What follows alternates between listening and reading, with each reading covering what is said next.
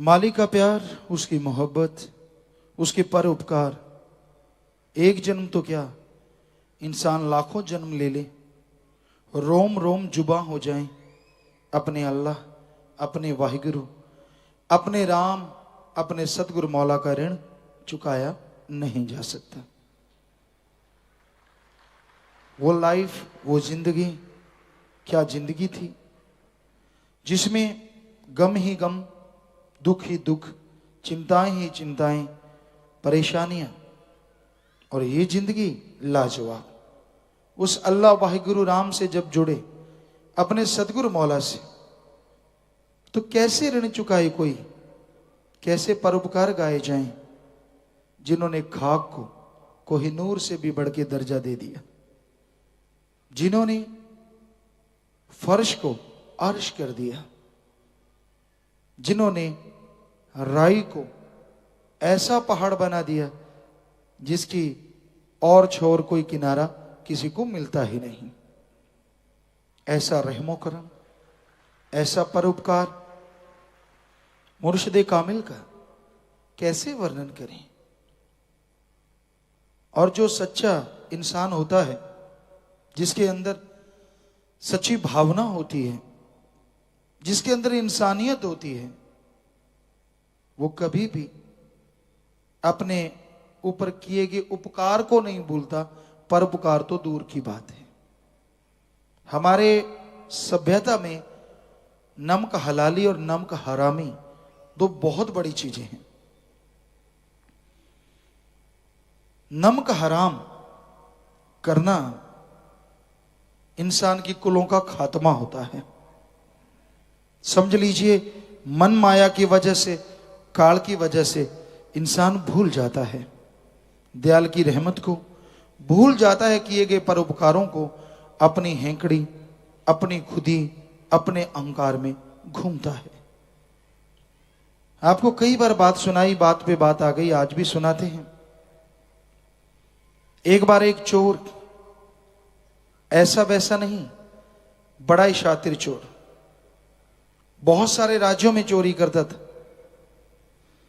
तब राजा महाराजाओं के राज होते थे। चोरी करता था, क्या मजाल कोई पकड़ पाए। तो बहुत बड़े शाहूकार के घर उसने चोरी की। सुबह पता चला, लोगों ने बताया आपके सेंध लग गई, दीवार का वो हिस्सा तोड़ दिया, शोर मच गया। मालिक पहुंचे कमरे में, क्या देखते हैं, हीरे जवाहरात, लाल माणिक सब एक बड़ी सी गुथली में, बड़े से थैले में बंद हैं। हैरान रह गए, दीवार टूटी पड़ी है, चोर यहां पे आया भी है, माजरा क्या है, लेके कुछ भी नहीं गया, चलो देखते हैं।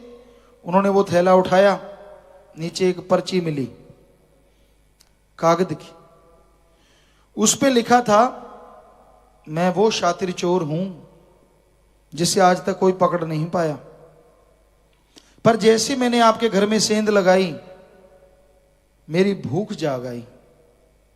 मैंने निगाह मारी तो आपके इस कमरे में एक मर्तमान के बीच में, एक डिब्बे के अंदर यूं लगा जैसे देसी चीनी हो, बूरा चीनी हो, देसी खांड कहते हैं। तो मैंने कहा कि ये तो बहुत ही बढ़िया हुआ, चीनी खाने से तो एकदम से ताकत आती है। तो मैंने वो डिब्बा खोला, अपनी ही धुन में उसको चुटकी भरी और जीभ पे रख लिया। ओहो, ये तो नमक है। मैं बहुत शातिर चोर हूं, मेरे में सब कमियां हैं, लेकिन मैं आपका सामान इसलिए वापस करके जा रहा हूं, इसलिए चोरी नहीं कर रहा क्योंकि मैं नमक हराम नहीं हूं। बाकी सब कुछ हो सकता हूं, पर नमक हराम नहीं। तो हम तो अपनी बात करते, अपने मौला, अपने दाता, अपने रहबर के कैसे गुणगान गाएं, किन शब्दों से गाएं। इस खाक को इस काबिल बनाया कि इसमें खुद समा गए। कैसे परोपकारों का बदला चुकाएं, कभी ऋण नहीं चुका सकते। नमक हरामी तो सोचना भी महापाप, कभी ऋण ही नहीं चुकाया जा सकता। अपने मुर्शिद कामिल के जितने गुणगान गा ले, हालांकि दिन रात लगे रहते हैं गुणगान गाने में, पर फिर भी सूर्य को दीपक दिखाने की मानिंद हमेशा लगता रहता है। कैसे भूल जाएं। कुछ सतगुरु मौला ने ऐसे घर जन्म दिया, यहां बहुत बड़ी सभ्यता, बहुत बड़ा घराना, और हमारे बापूजी हमें यही सिखाते कि नहीं, कोई ऋण किसी का रखना नहीं, कोई जरा सा परोपकार करे कभी भूलना नहीं। असल तो किसी से कुछ लो ना, किसी से खाना नहीं, खिला जितना मर्जी देना, पर चलो कहीं ना कहीं जरूरत के मुताबिक कोई आपका काम कर देता है, जिंदगी भर उसको भूलना नहीं। ये हमें हमारे खानदान में हमारे बापूजी ने हमें दिया। और सतगुरु मौला का तो कहना ही क्या है, वो परोपकार और वो खानदान तो अरबों खरबों गुना आगे, उनका रहमो करा। तो उस घर में जन्म लिया कि परोपकार जरा सा भी हो, सारी उम्र ऋण चुकाना, सारी उम्र उनका संभाल करना, उनके साथ देना, ऐसे घर में। और आज कलयुग है, लोग क्या से क्या बन जाते हैं। शुक्राना करते हैं कुछ देर, धन्यवाद करते हैं कुछ देर, बाद में सारा परोपकार भुला देते हैं। खुदी में, अहंकार में, शायद ऐसा ही शिक्षा मिलती होगी उनको, शायद मन हरामी पने पे उतराता होगा। हमें तो अपने मालिक ने, सतगुरु दाता ने जो बनाया उसका गुणगान कर ही नहीं सकते। हालांकि दिन रात लगे रहते हैं इसी काम कि उसकी औलाद को कोई तकलीफ ना हो। सो खानदानी किसी पैसे से या किसी सुंदरता से या किसी अलग से नहीं, खानदानी गुणों से पहचानी जाती है। अब कलयुग में खानदानी किसकी कैसी रहेगी ये तो राम जाने, हम तो किसी की भी नहीं गारंटी ले सकते, किसी की भी। हमारी खानदानी तो आप हैं, सारी साथ संगत, और हमें उम्मीद है कि हमारी खानदानी में ऐसे ऐसे नौजवान पड़े हैं जो दूसरों की जान बचाने के लिए अपनी जान की परवाह नहीं करते। हमारी खानदानी में ऐसी औलादें हैं हमारी जो दूसरों को निगाह देने के लिए जीते जी भी अपनी एक आंख देने को तैयार बैठे हैं। हमारे खानदानी में ये सेवादार हैं जो जीते जी गुर्दा दान देने के लिए तैयार हुए बैठे हैं। एक दो नहीं बल्कि लगभग 52,000 के करीब। ये खानदानी नेकी भलाई के रास्ते पे पूरा ठोक ठोक के कदम रख रही है। ये है हमारी खानदानी जो अल्लाह वाहिगुरु के रास्ते पे चल रही है।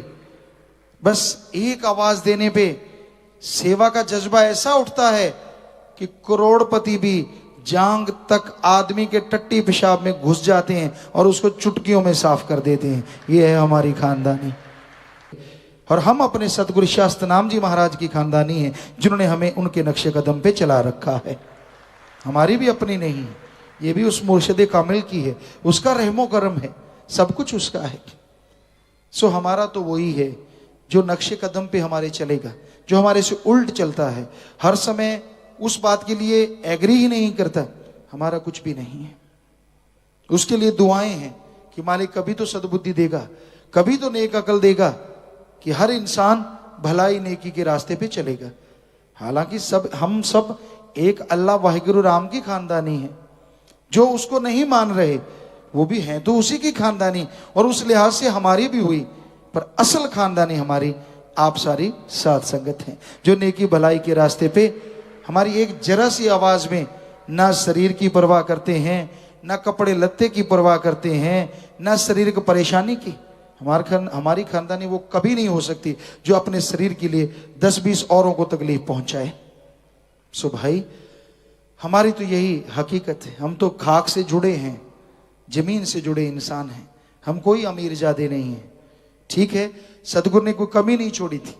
जब किसी के पास कुछ भी नहीं होता था तब सोने के ढेर लगे होते थे घर में। बेपरवाह जी ने बड़ा बख्शा था।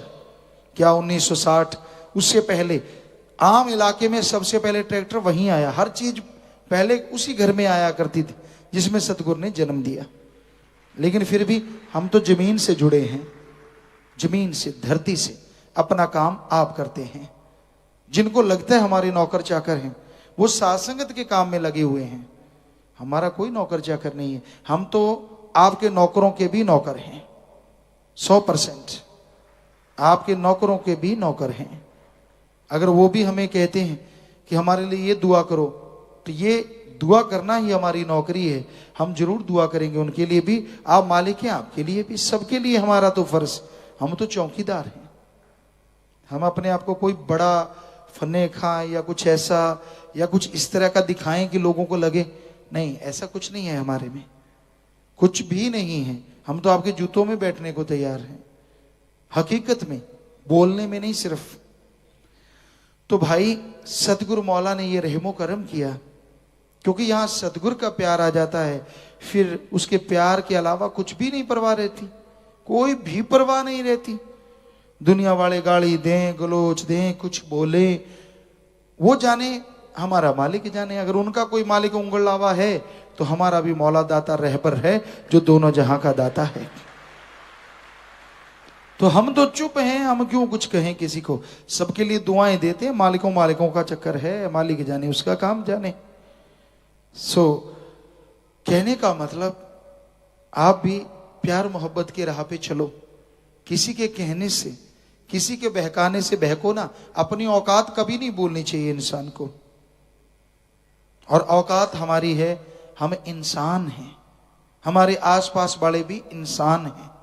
सबके लिए भला मांगना, सबसे प्यार से बात करना, यही इंसानियत है।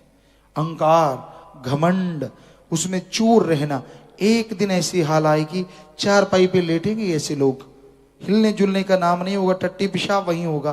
फिर देखेंगे अहंकार कैसे उतरता है, अहंकार का भूत। फिर उतरे ना उतरे, कबीर जी वाली बात, घना दिन सो लियो रे, और लास्ट में सोया शमशानों में। फिर चाहे जाग चाहे ना जाग, फिर तो हो गया काम, काम तेरो हो लियो रे। तो वो वाली बात है भाई, जितनी देर समझ है, सोच है, वचन सुन रहे हैं, आपको समझ आ रही है तो मान लो, बाद में मानो ना मानो, जब मानने के काबिल ही ना रहे तो अच्छी बात, उस सतगुरु मौला के गुणगान गाए जाएं। जिसने इतना कुछ बख्शा हो उसको कभी ना भूलो, कभी भी ना भूलो। आदमी बहुत ज्यादा उम्मीदें पाल लेता है, बहुत कुछ सोचता है, भूल जाता है कि सतगुरु मौला अगर तिनके को कोहिनूर बना सकता है तो कोहिनूर को पत्थर बनाते देर नहीं लगती। इसलिए उसके गुणगान गाने छोड़ो ना, नमक हरामी ना बनो, हमेशा नमक हलाली करो, सबका भला करो, सबके लिए दुआ करो। अरे दूसरों का भला करोगे, दूसरों के लिए दुआ करोगे तो मालिक आपका भला भी जरूर करेंगे। तो मालिक का प्यार उसी जीव को मिलता है जो इतना दीन हो जाता है। कबीर जी ने लिखा, कबीरा सब ते हम बुरे, हम तज भला सब कोय, और जिन ऐसा कर मानया मीत हमारा सोए। वही मालिक का मित्र होता है जो ऐसा मानता है, सिर्फ कहता नहीं, मानता है। वो इस सतगुरु मौला का असली यार होता है। उसी को बेइंतहा खुशियां सारी जिंदगी रूहानियत की मिलती रहती हैं। धन सतगुरु तेरा ही आशा सभी साथ संगत जी से निवेदन है कि मेरा चैनल जरूर सब्सक्राइब करें जी। धन धन सतगुरु तेरा ही आसरा।